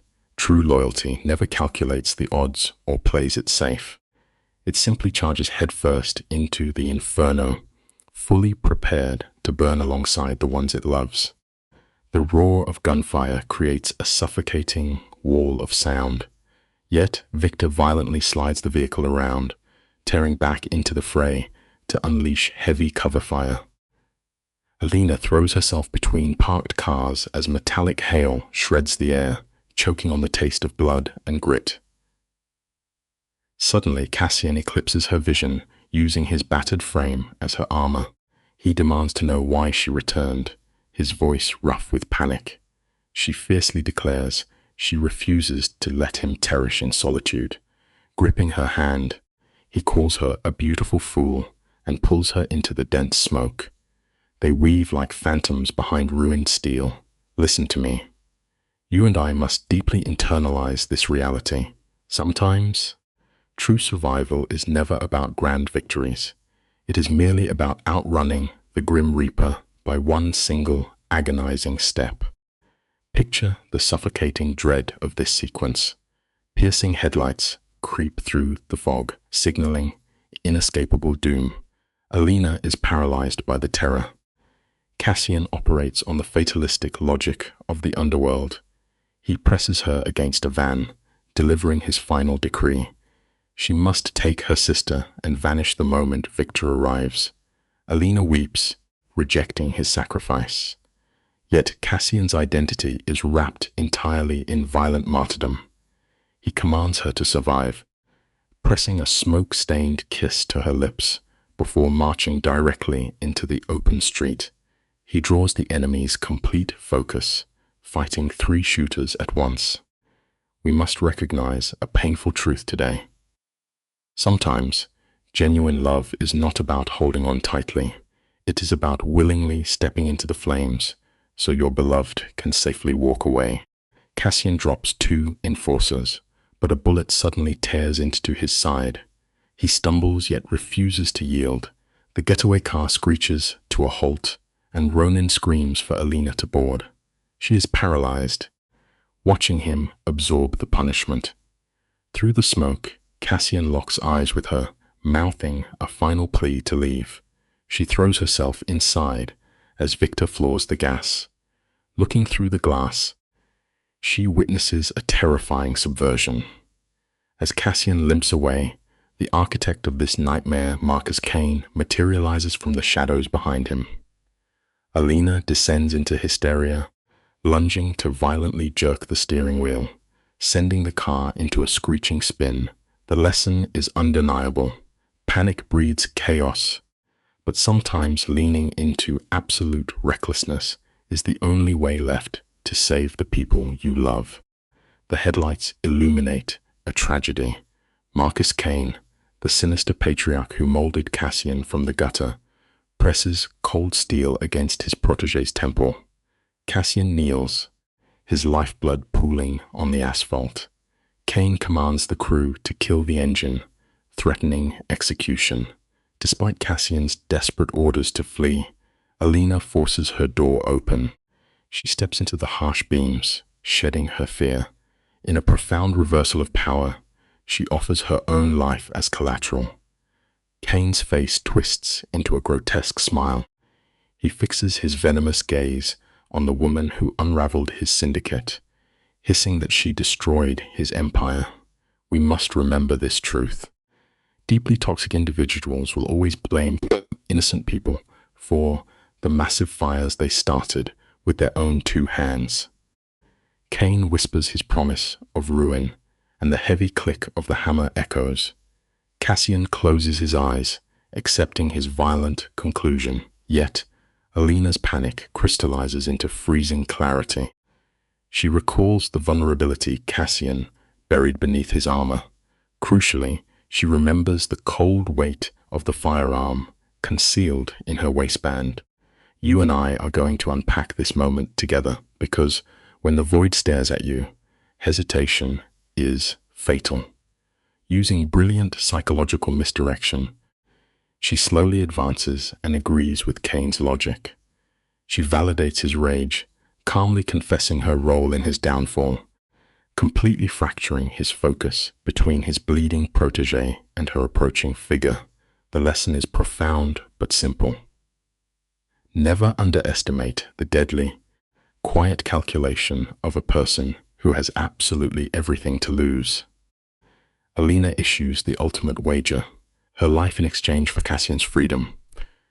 Cassian chokes on his despair, eyes wide with panic. She meets his gaze with deep tranquility, declaring her absolute agency. Kane unleashes an arrogant laugh, sadistic in his desire to force her to watch Cassian die first. This hubris proves fatal. Alina coldly informs him of his miscalculation, her hand snapping to her waistband. As the weapon appears, Kane's face morphs into sheer terror. He tries to redirect his aim, but Cassian's survival instinct ignites.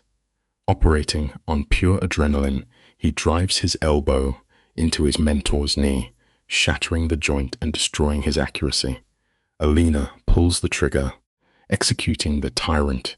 The lesson here is timeless. Blind arrogance will always be your undoing. The moment you believe you are untouchable is the exact second you lose everything. Kane stumbles backward, the weight of the betrayal reflecting in his eyes. Cassian lowers his weapon, the echoes of 2 final rounds fading. He has just executed the architect of his life. The aging boss hits the pavement, and Cassian stands over his mentor, legs trembling violently. He mutters that the old man should have taken the deal. Kane chokes on his blood, cursing Cassian to a life forever chained to the underworld. Cassian replies with pure ice that at least he is finally free. As the sirens wail, Cassian suddenly collapses. Alina catches him, her hands instantly painted crimson. Through the fading light in his eyes, he offers a weak smile, joking about a dramatic flesh wound. Finding humor in the absolute darkest moments is not just a coping mechanism. It is the ultimate survival tool. Cassian rests against the asphalt, paralyzed by shock, whispering his disbelief that she pulled the trigger. Alina weeps, the gravity of her choice crashing down. Cassian praises her steady aim, and she confesses she was actually aiming for the head. He laughs through his agony, swearing he must never get on her bad side. Ronan slides into the chaos, pressing the wounds and screaming for medics. Cassian weakly squeezes her fingers, reminding her of his promise to marry her and build a quiet life. Medics hoist him onto a stretcher. When they block Alina with a family-only rule, she fiercely snaps that she is his fiancée. You and I both know. Sometimes speaking a desperate lie into the universe is the exact way to manifest a permanent reality. Looking closely, maybe it was not even a lie to begin with. The paramedic takes one look at Alina, drenched in blood and entirely broken, and silently nods to let her inside. That agonizing ambulance ride becomes a chaotic blur of flashing neon and deafening sirens. She grips Cassian's freezing hand, staring at the erratic monitors as if they hold the secrets of the universe. She begs him to stay awake, and he whispers back with pure conviction that he will always be hers. The second those hospital doors slide open, doctors swallow him up and rush him into surgery. Alina collapses into a rigid waiting room chair, shaking uncontrollably as Nessa wraps her in a desperate hug. Life has a brutal way of tearing down our carefully built walls, revealing exactly who we are when faced with losing our entire world. The most agonizing chapter of any major trauma is always the waiting. The hours drag by like heavy stones in that sterile room. Ronan paces endlessly, barking orders into his phone, while Victor stands guard as if he expects the ghost of the boss to slide through the drywall. Alina finally surrenders to pure exhaustion, slipping into awful nightmares echoing with gunfire. Just as the morning sun breaks, Ronin gently shakes her awake with impossible news. Cassian is out of surgery and he is asking for her. The surgeons got very lucky, and she almost laughs at the absurdity. Walking down that quiet hallway, she finally sees him. He looks like a man who stared down the Grim Reaper and won. Sometimes, simply opening your eyes to witness another sunrise is the greatest victory a person can achieve. His voice is a wrecked rasp from the breathing tube. Alina grips his hand and tearfully whispers that he looks terrible. This battered king actually hits her with the classic line about seeing the other guy before the heavy silence settles in. He carefully asks how she feels about pulling the trigger. Alina does not hesitate for a fraction of a second. She tells him straight up she would do it 100 times over just to keep him breathing. Cassian looks profoundly relieved, knowing the guilt will not consume her. He pulls her close and drops a massive bombshell. He is completely finished with the syndicate. He is selling his entire underground empire, and they are vanishing for good. Let us look at this piece by piece, shall we? True peace only ever arrives when you finally build the courage to walk away from toxic power. He promises it will just be the three of them, him, Alina, and Nessa, hidden away off the grid where the ghosts of the Mafia can never reach them. He plans to pass his bloody crown to Ronin, keeping the underworld stable while they escape. You can see the bone-deep exhaustion etched into Cassian's features. The man has fought a relentless war for far too long. He admits he just wants a wonderfully boring life where he never has to scan for the nearest exit. Alina kisses him, whispering that choosing him was a reckless mistake that miraculously saved her life. The heavy hospital door slowly clicks open, and Nessa stands there, looking hesitant to interrupt. True family has nothing to do with shared bloodlines. It is defined by the people who plant their feet beside you when your world is burning to ash. The emotional weight in that hospital room is almost suffocating. Nessa is choking on her tears, pouring out endless gratitude to Cassian for protecting her sister. But Cassian completely sheds his ruthless syndicate persona. He looks at the young girl with pure, unshakable loyalty and tells her straight up that she was worth the blood just because she is Alina's sister. Nessa stands by his bed, weeping and apologizing for ever doubting the man who put his life on the line for them. He gently squeezes her hand, assuring her the long nightmare is finally over and it is time for a clean slate. She wipes her damp face, managing a fragile smile, and asks where this mysterious safe house even is. The absolute best chapters of our lives only begin when we finally stop running from the pain of our past and actively choose our own future. Alina quietly whispers that she wants somewhere warm, dreaming of a remarkably normal life where they can watch the ocean and let Nessa be a regular college kid. Cassian already laid the groundwork. He had a quiet spot tucked away on the Carolina coast, waiting for the day his empire collapsed. He promises her no more looking over their shoulders. Fast forward 6 months, and the Mafia chaos is a distant ghost.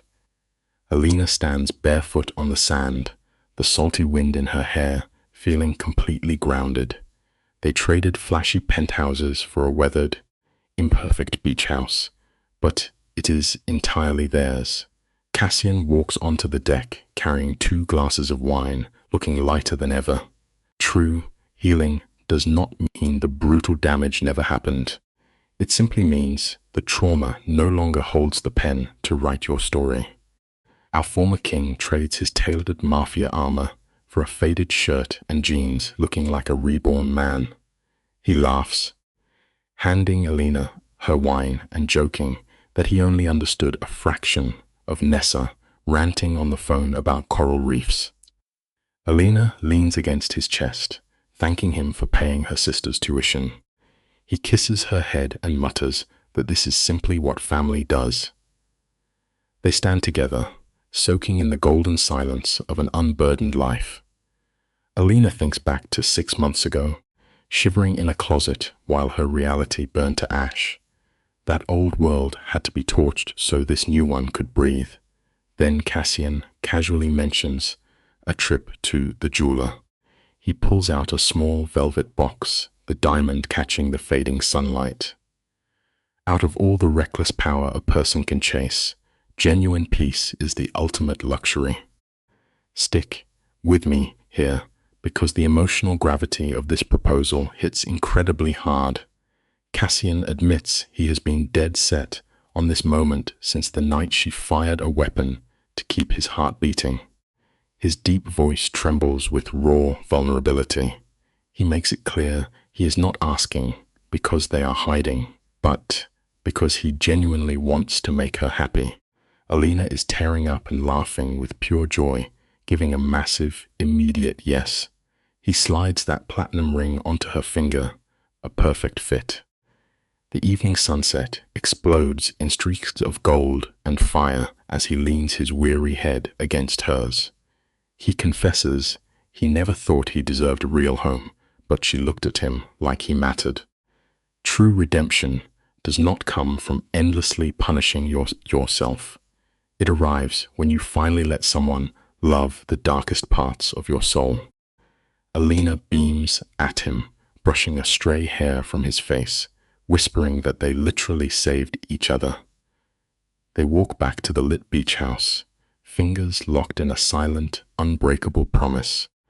Through the glowing window, they spot Nessa at the kitchen table, looking completely safe and fully alive. Cassian jokes, asking if she will forgive them for throwing a low-key beach wedding. The second they step inside, Nessa spots that diamond shining beneath the lights and completely abandons her video call. She screams that her sister is engaged and tackles Alina in a messy, crying, beautiful hug. The entire house rings with pure, unbroken laughter that washes away years of sorrow. It is a profound reminder that at the end of every brutal storm, if you hold on long enough, the universe always finds a way to pull you back into the light. Nessa reaches for Alina's hand, examining the ring and praising his flawless taste.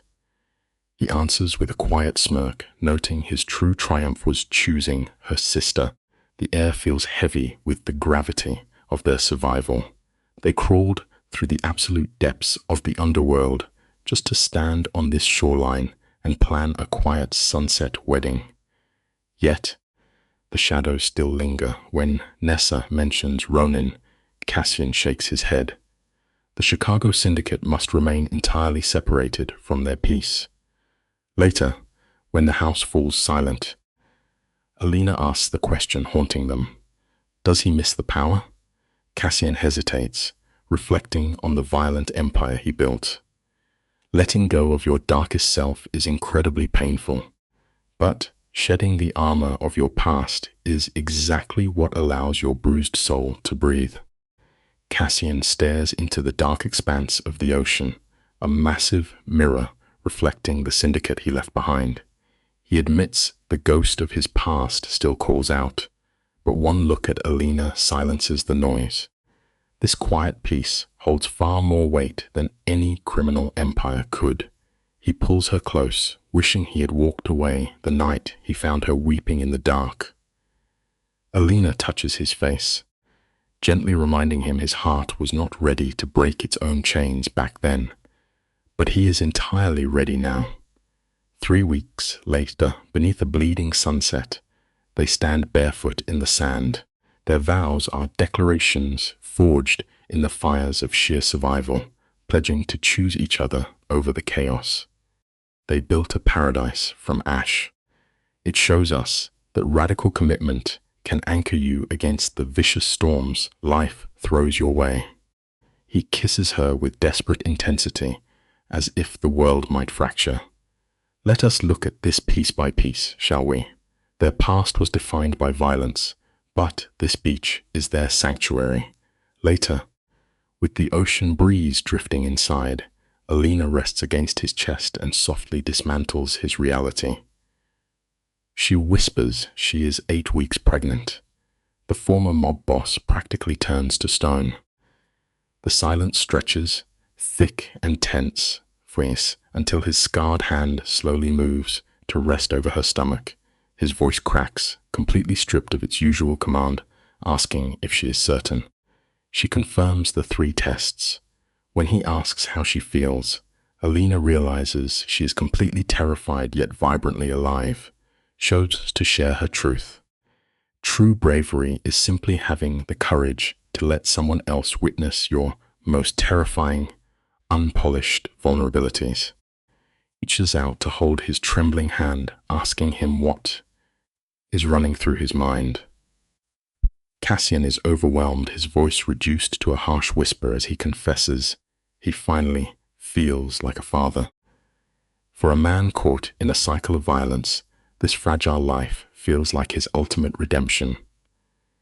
Alina softly insists he does not need to earn his salvation, but he knows the dark stains of his history. He swears to become a shield, isolating their child from the brutal reality they barely survived. As the months slip by, the sharp edges of his Mafia persona begin to dissolve. The restless paranoia vanishes. He spends quiet afternoons building baby furniture with the very same hands that once dismantled enemies. His armor is entirely gone, leaving only the gentle protector Alina always saw. Dropping the heavy weapons of our past is the exact way we make space for genuine peace. The ghosts of our history never truly stop calling, but occasionally they merely ring to say their final goodbyes. Ronin checks in from Chicago every month, confirming the syndicate transition remains flawless. No one is hunting them. Ronin expresses a quiet awe that Cassian actually managed to escape the underworld. But Cassian watches Alina across the room and corrects him immediately. They made it out together. When Ronin questions the slow pace of their new reality, Cassian mutters that it is far more beautiful than a man like him deserves.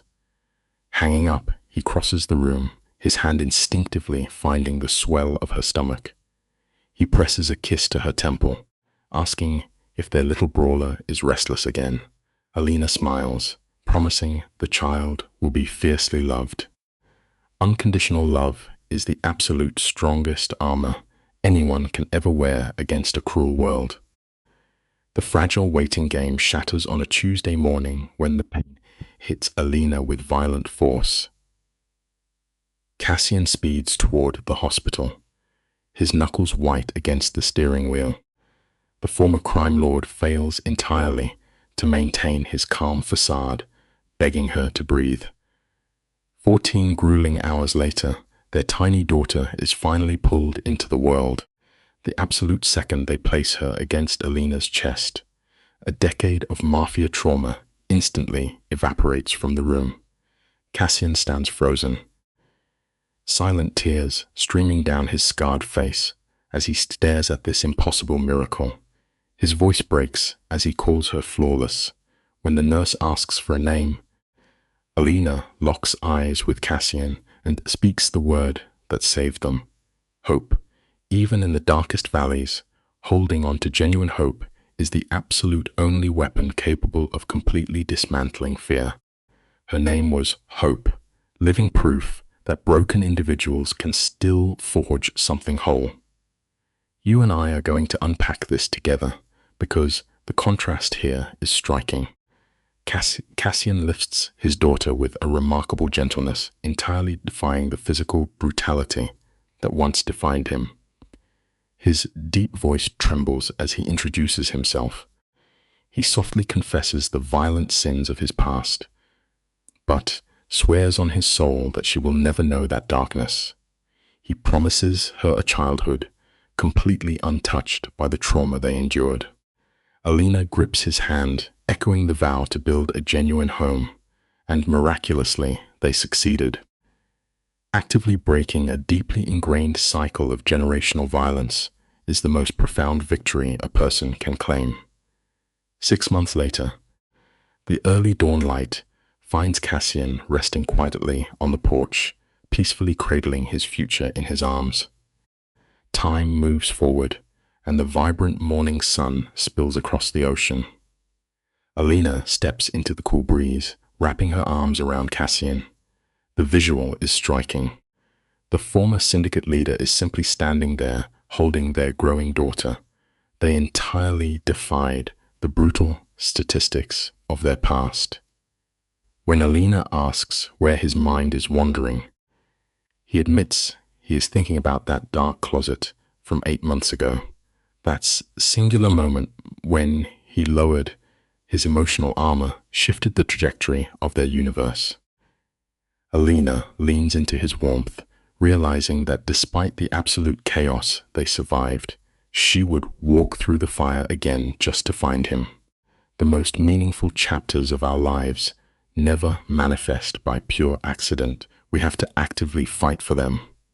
He kisses her cheek. Consistently choosing connection over isolation is exactly what makes love an unstoppable force. Picture the profound irony of this scene. The ultimate underworld boss, a man accustomed to dispensing violence, is now sitting quietly in the midnight shadows, rocking his tiny daughter to sleep.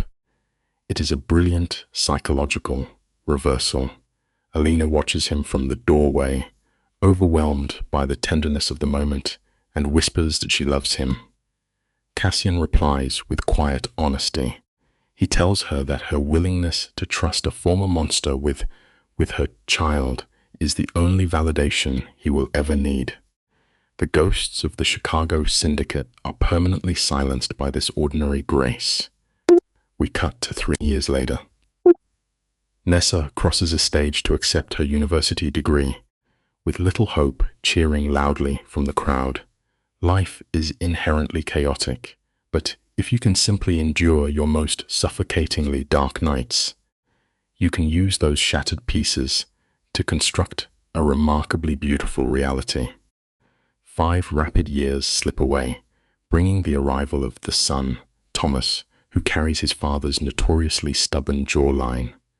By year 7, Cassian executes the unthinkable for a crime lord. He completely cashes out, severing his final ties to the syndicate to guarantee his family's absolute safety.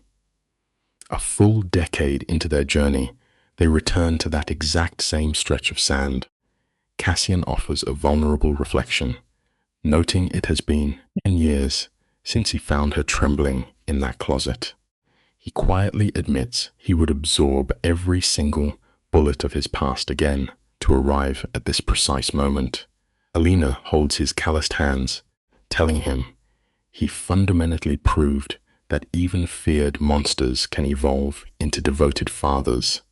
Regardless of how poisonous your history might be, choosing to nurture love is a courageous decision you must actively make every single day. Alina gently traces the faded scars on his face, cementing their promise with an absolute absence of regret while their children play nearby. It is a perfectly framed cinematic resolution. Later that evening, as the house settles into silence, she asks the defining question: does the retired mob boss ever miss the rush of absolute authority? Cassian actually pauses to consider it. He admits there was a cold comfort in the certainty of playing the villain, but that man was suffocating in his isolation. He pulls her into his arms, stating that this vulnerable version of himself actually gets to be human. He gets the privilege of waking up beside her. The narrative leaves us with a profound realization. True strength is never measured by your ability to dominate a brutal empire.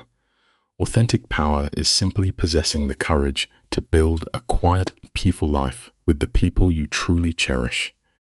Cassian stands alone, staring out at the pitch-black ocean, allowing the chaotic violence of his former years to wash away with the tide. He turns to look back at the brightly lit house where his children are safely sleeping, removed entirely from the Mafia underworld. Stick with me, because this is the emotional peak. They actually made it. The former crime lord has secured the elusive peace he shed so much blood to find. Years later, we see Alina sharing the legend with their daughter, describing a lethal man who willingly traded a criminal empire for genuine love. She tells the story of two ruined souls colliding in a dark closet. We can all pull a massive lesson from this ending. No matter how deep your psychological trauma runs, the ultimate triumph in life is dropping your heavy armor and allowing yourself to be entirely seen by someone who truly loves you. You and I know romanticizing the past is easy, which is why Hope sees a fairy tale where Alina remembers pure chaos. As the sun dips lower, Cassian sets little Thomas down and brings up the infamous closet story. He pictures Alina entirely shattered in the dark. He tells the kids their mother is a legend for letting a man tied to Mafia violence pull her from the abyss. Choosing to trust him every single day, he says, is true bravery. Alina just holds his gaze and reminds him he is a man worth loving. They sit there, a family built from the ashes of impossible choices. The lesson here is simple but profound. Even when the world shatters you down to absolute zero, a genuine connection has the power to gather those jagged pieces and make you whole again. Think about the weight of this shift. The terrified girl Alina once was could never predict giving her heart to the lethal enforcer who found her weeping. Yet here we are, watching two fractured souls become each other's salvation. A cold figure of the underworld transformed into a devoted father, all because one woman refused to walk away. Cassian wraps his scarred arms around her as the ocean crashes behind them. In that quiet beat, Alina understands something massive. That horrifying day she collapsed in the dark was never her ending. It was the brutal, necessary beginning of her actual life. We often believe our lowest moments will destroy us. But honestly, sometimes hitting rock bottom provides the exact solid ground we need to push off, rise up, and claim a better future.